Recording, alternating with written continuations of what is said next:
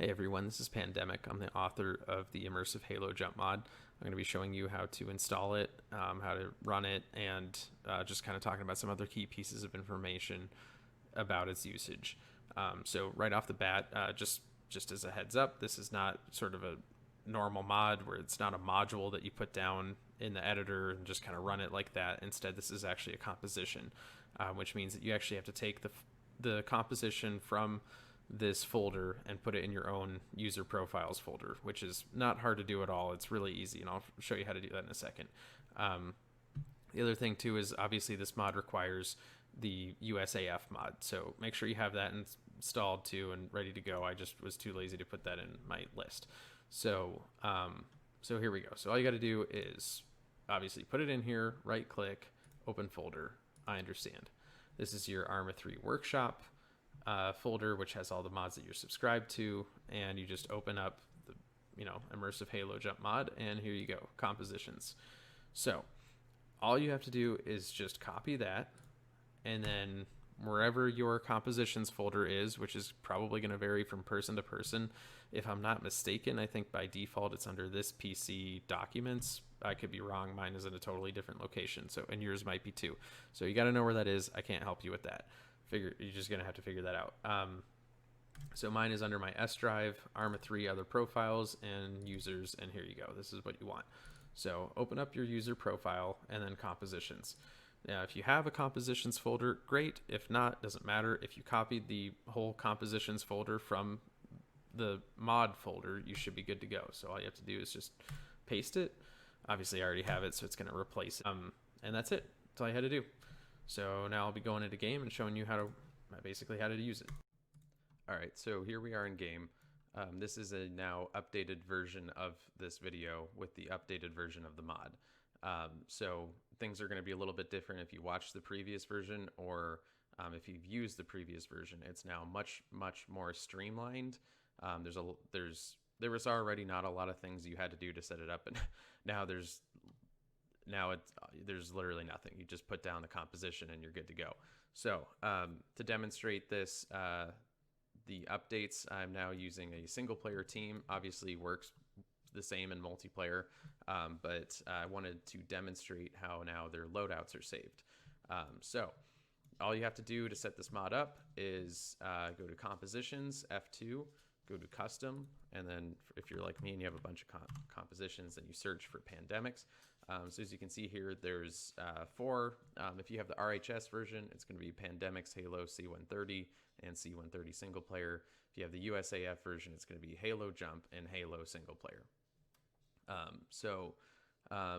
By the way, I am going to be adding a cup version of this, and someone recommended a World War II version of this, which I think I could actually do some pretty cool stuff with that. So kind of stay tuned for that.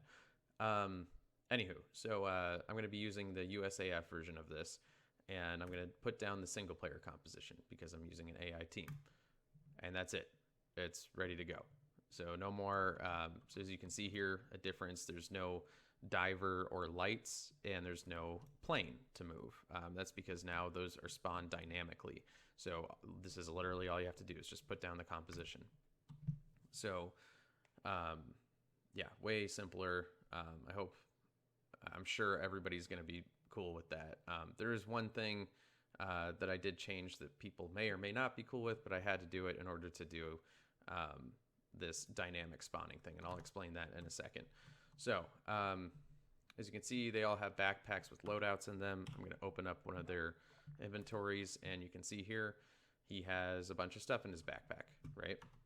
So all we're going to do now is, and I'm going to make sure, yep, okay, cool. I have a backpack this time. Sometimes I forget, or a parachute. Sometimes I forget to do that. So anyway, select drop zone, same as before. I'm just going to do right here. And then give AI team parachutes. So you can see stores current backpack. So there's a second of lag there when it does that, because it has to save each and every one, like each individual loadout, to then when they're back on the ground to reload that loadout. So there's a bit of a lag there, but it's not too bad. Then I'm going to do 2,000 meters because I want to demonstrate that. And then that's it, board plane. We're in the plane. So the thing that's different now is the red light green light features have been taken out, and instead it does that automatically. That was something I had to do in order to make this work with dynamically spawning the plane. You know, if you don't like that, let me know, and maybe I can try to find some way around it. But anyways, you can see red light turns on its own. It says up in the top right corner, stand by for red light. Red light's on, doors opening on its own. You don't have to do anything at all. And I'm gonna go stand on the edge of the ramp here, and then once the light turns green on its own, then our AI teammates will all jump out, which will be in a second here. So there you go. See? There you go, they're all jumping out. So one other feature that's been fixed that was previously a problem was the plane would kind of linger around or do really stupid things. I tried to fix it by basically detaching the plane, and it doesn't matter. It's fixed now. The plane will despawn after 60 seconds after the green light. Just be aware of that. You have 60 seconds to leave the plane after the green light, and then you won't hear it or see it or anything basically once everyone's on the ground.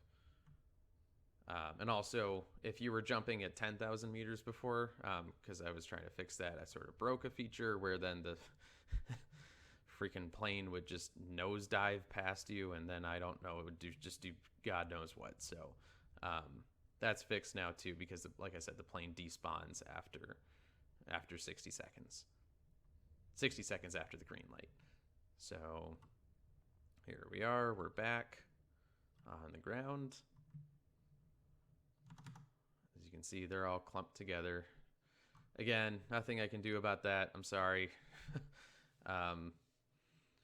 They just suck. But I'm going to fast forward time a little bit and have them get over here.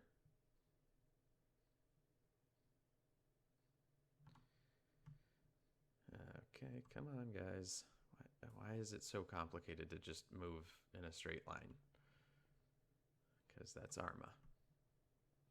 Okay, so as you can see here, they have their backpacks back on, and if I open up this guy's backpack, as you can see, he has everything that was previously in there. So that's that. I hope you guys enjoy the update. If you have any problems, please let me know.